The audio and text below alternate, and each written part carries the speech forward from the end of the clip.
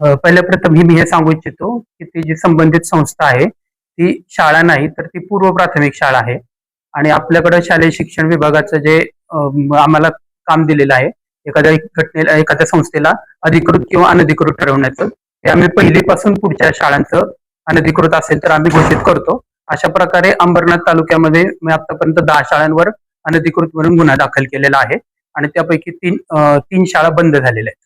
कायद्याच्या ज्या तरतुदी आहेत माहिती बालकांचा शिक्षणाचा अधिकार 2009च्या, तर त्याच्यामध्ये जी हायस्ट तरतूद दिलेली आहे सेक्शन 18 मध्ये की शाळा अनधिकृत शाळा सुरू करणं 1,00,000 रुपये दंड आणि त्याच्यानंतर प्रत्येक दिवसासाठी 10,000 दंड आणि माननीय आयुक्त शिक्षण यांच्या निर्देशानुसार आम्ही त्यांच्यावर फौजदारी गुन्हा दाखल करतो. माहित नाही असं म्हणत नाही मी, ती प्री स्कूल आहे आणि प्री स्कूल हे शालेय शिक्षण ह्या डेफिनेशन मध्ये आतापर्यंत त्याच्याबद्दल आम्हाला कुठले निर्देश नाहीत. शिक्षणाधिकारी सरांनी मला त्याचा अहवाल सादर करायला सांगितलेला आहे, त्याच्यानुसार मी अहवाल सरांना सादर करणार.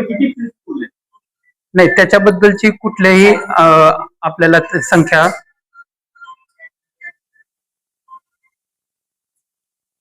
शाळांची संख्या आपल्याकडे असते. प्रीस्कूल बाबत आपल्याला तसे कुठल्याही सूचना नाहीत, त्यामुळे प्रीस्कूलची संख्या आपण सांगू शकत नाही. किमान शालेय शिक्षण विभाग त्याला परवानगी देत नाही. आम्ही शालेय शिक्षण विभाग प्रीस्कूलला परवानगी देत नाही. मुलांची जबाबदारी कोणाची? ज्या मुलांना अगदीच वाचता लिहिता येत नाहीये किंवा त्यांना काहीच कळत नाही अशा जीवांची कोण घेणार आहे सुरक्षेची जबाबदारी? आता माझ्या जेवढा मॅन्डेट आहे मला शालेय शिक्षण विभागाचा, मग पहिलीपासून पुढच्या वर्गांचा जबाबदारी माझी आहे आणि ती मी पार पडत आहे. जबाबदारी तुमची नाही. आता माझे जे मॅन्डेट आहे त्याच्यामध्ये मी करतो आहे काम. ठीक आहे, पण ही जबाबदारी नेमकी आहे कोणाची? कोणाची? आता शालेय शिक्षण विभागामध्ये पहिलीपासून पुढच्या विद्यार्थ्यांसाठी मला काम करण्याचा मॅन्डेट मला दिलेला आहे आणि त्याच्यानुसार मी काम करतोय.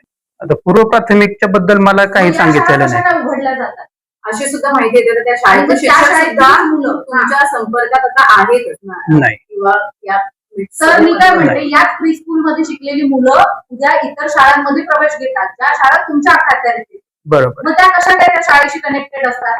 आणि जर मोठ्या शाळेवरती जर तुमचा अंकुश आहे मग या शाळेतली मुलं त्या शाळेतच जात असतील, मग यांच्यावर कोणाचा अंकुश आहे? जॉईन असतात शाळा. कायद्याचं जे स्ट्रक्चर आहे ते मी तुम्हाला सांगतो. माझ्यापर्यंत जे पहिलीपासून पुढच्या मुलांचं आहे त्या शाळा आजही चालू आहेत. 3 शाळा बंद झालेल्या आहेत. 3 शाळा बंद झाल्या, बाकीच्या शाळा चालू आहेत. बाकीच्या शाळांवर गुन्हा दाखल केलेला आहे.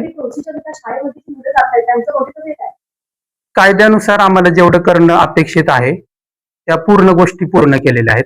कायद्याच्या पलीकडं करण्याची अपेक्षा माझ्याकडून एक कायदेशीर अधिकारी म्हणून मी नाही करू शकत.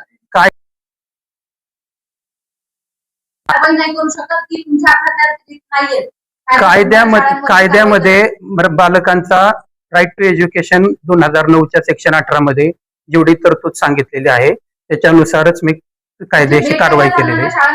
आणि ह्यांच्यावर कोण कारवाई करणार? प्री स्कूल वगैरे ज्यात चालू आहे, आम्हाला ज्यावेळेस माहिती मागितली जाते अनधिकृत शाळांची, ती माहिती आम्ही शासनाला दिलेली असते. खूप धक्कादायक प्रकार आज आमच्या निदर्शनास आला तो असा आहे की गट शिक्षण अधिकाऱ्यांनी सरळ सरळ हात वरती केले आहेत. त्यांनी सांगितलेलं आहे की ह्या ज्या शाळा आहेत म्हणजे प्री स्कूल ज्या आहेत या बदलापूर शहरातले असतील किंवा इतर प्री स्कूल ज्या आहेत ते प्री स्कूल आमच्या अखत्यारीत येत नाहीत किंवा आमच्या अंडर येत नाहीत.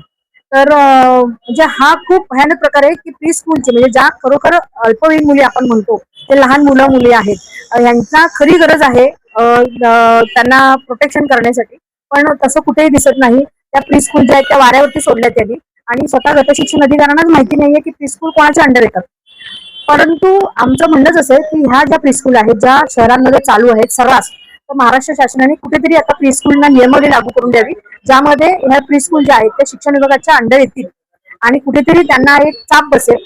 अन्यथा हे शहरामध्ये हे विषय असे चालूच राहतील. ही खूप धक्कादायक प्रकार आहे. स्वतः गट शिक्षण अधिकाऱ्यांना माहिती नाहीये की प्री स्कूल कोणाच्या अखत्यारीत येतात. खूप दुर्दैवाची गोष्ट आहे. त्यामुळे माननीय अजितदादा पवार जे आहेत त्यांची आम्ही लवकरच भेट घेणार आहोत आणि हे जे प्री स्कूल आहेत हे शिक्षण विभागाच्या अंतर्गत यावेत अशी आम्ही त्यांना मागणी करणार आहोत.